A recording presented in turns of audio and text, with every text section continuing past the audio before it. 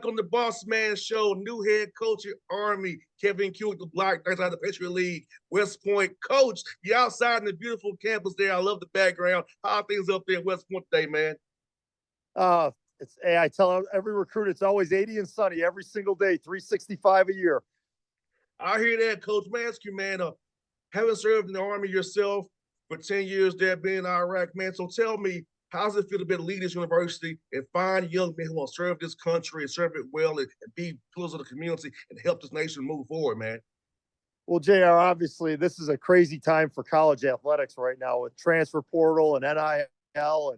And, so for me to be at a place where, honestly, these young men, they're here for something bigger than themselves, and to me, that's got to be around them every day. It's a blessing, and, we're trying to do something special here. And I'm getting a chance to work with some, just awesome young men. 100%, coach. And like you said, man, it's funny that how just in this environment, people like you at Army and Navy and VMI, Citadel, like you said, it's for another purpose. And finding young men who want to fulfill that purpose. Do you cast a wide net, trying to find the right fit for you all to come up there? Because I know it's not like NIL money. This is about service and wanting to be a servant leader for your current country. Amen. You said it better than I could say it. It's something special. It's the scholarship share that isn't totally a scholarship, but not only am I preparing, guys to hopefully be great players and have a great team, but I'm preparing them to be future, platoon leaders and officers in our armed forces. So that's a serious responsibility and obviously something I did myself and I feel really strongly about. Coach Kuwik, let me ask you this, man. At what point did you decide you want to get into coaching? I know it's usually like you play, you're around the game. So what was your trigger to say, hey, I want to get into coaching and help lead young men and build young men's characters? Well, I think my whole family's educators, JR. My father was a junior high math teacher. My mom was a first grade teacher. My brother's a K-5 principal, but my uncle was a high school PE teacher and a high school football coach outside of Buffalo, Lackawanna, New York. Won a couple state titles. He was a guy I really looked up to. So obviously I played baseball and basketball growing up. Notre Dame was my dream school. I honestly wasn't good enough to, going to be good enough to play there. So when I got there, I volunteered with Coach McLeod's staff, and I kind of, I guess was an apprentice, if you will, and kind of tried to learn the ropes. And when I got off active duty, the assistant coach, Fran McCaffrey, who's now at Iowa, kind of took me under his wing, helped me get my first D2 job. And I've kind of been fortunate enough to kind of climb my way up the ladder. No doubt, coach. I know when I was younger as being a co-host, I don't think in my head, if I was the main host of my own show, what I would do. So assistant coach, you still a little loyal to your boss, but how you prepare your mind to become a head coach when you're an assistant coach and how you kind of win how I would do things if I had my own program. That's a great question, Jared. Obviously, I've been really lucky to work for some amazing head coaches. Thad Matta, Bob McKillop, Archie Miller, Brad Stevens. You learn something from everyone. But as a leader, a guy that's been an officer in the Army, and you're more than comfortable being in front, running the deal yourself. I think you're taking notes along the way. As an assistant, you have to be loyal and supportive. But hopefully, you're envisioning what you're going to be when you get your chance to kind of be the guy calling the shots. No doubt. And that's the thing about it, coach.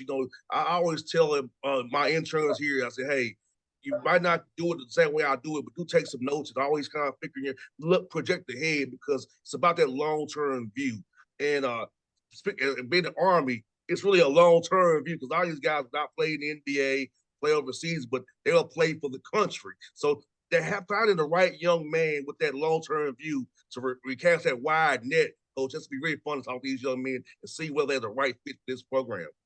Well, a couple things. One, to your point, they're going pro as officers. They're not going pro as players necessarily, but and those guys don't necessarily grow on trees. So you gotta look every corner of the country. We got a kid from Hellgate High School in Missoula, Montana, and got California and Arizona and Wisconsin, and we're looking to every corner of the country to try to find these guys that have kind of the character.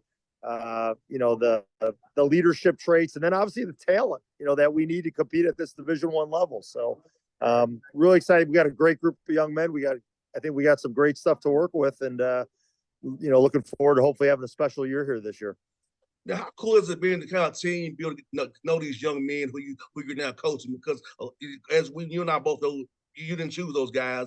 They didn't choose you. You chose them. So how's it been getting to know them, telling them about your background, who you are, where you came from, that you were in the Army office for 10 years in the Army. So how's that been, young men getting to meet you and know about you and your background?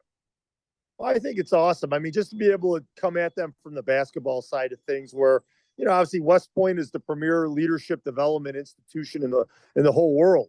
And they're getting that 24/7 for 47 months, and it's high quality. I mean, it's a formula that works. I mean, this place has turned out some amazing generals and business leaders, and you name it, in all corners of the United States. But I think for our guys, again, preparing them to be lieutenants and to be the best leaders they can be, for them to have a coach that did it, I think I can kind of talk a little bit different language for them and come at it a little bit different way. And, hopefully that kind of resonates with them. And again, just gets them a little further along in our goal of, making them the best leader they could possibly be. And leadership, coach, is what we need in this country, coach, so much as leaders. It's like, people want to take the lead and actually do something, not just talk about it, not just tweet about it.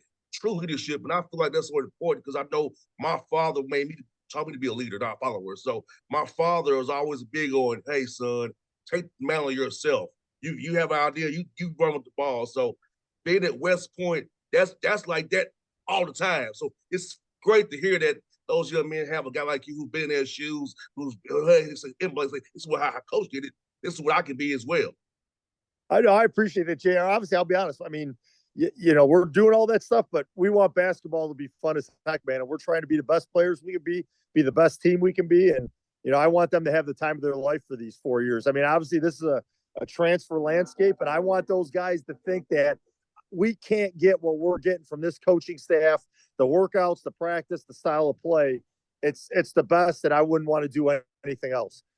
And coach, how are you going about? How's it been working out with the guys on the court so far? Seeing what you have to work with, so you can mold them for summer development. Because as you and I both know, player development is so key to basketball. Those summer workouts, we're not worrying about game planning for teams. When guys can really get better, hone their skills, and become the best players they can be come November when it tips off. 100%, JR. We're not getting 4 and 5 star guys, whatever it is. And so, we want guys that, I don't care if they're negative stars, 0 stars, 2 stars, whatever, come in with a little chip on your shoulder, come in with some intangibles, great leadership, great discipline. And then we've got in the gym, and these guys have been awesome. I mean, we got 5 men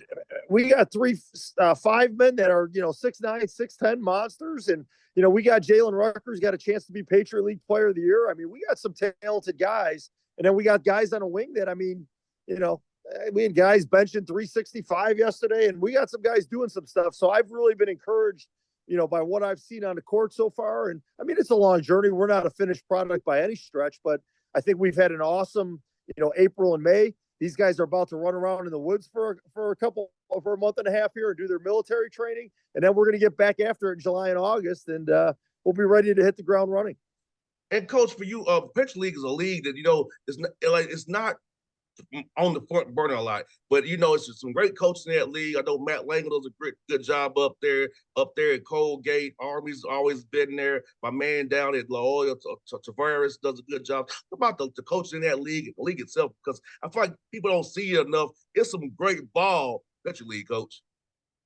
No, I think the Patriot League is a really well-coached league. Now, there's actually 5 new head coaches this year, JR, so it'll be interesting. But what Matt's been doing at Colgate, obviously, that's kind of been setting the standard. And, Brett Reed's had some really good success at Lehigh. I mean, across the board, I mean, hey, to be a Division I head coach that's a big accomplishment for anybody. I mean, you got to earn it every single night in a league like this. And I'm looking forward to that challenge.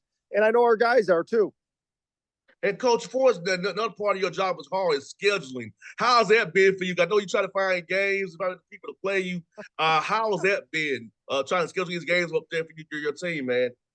Well, JR, here's the deal. When you're the new head coach on the block and you lost a senior foreman and you had a couple starting guards that transfer, everyone wants to play you. They think they smell blood in the water. So we just take that as a little challenge. And, whoever ends up on the schedule, we're looking forward to showing them what we're all about.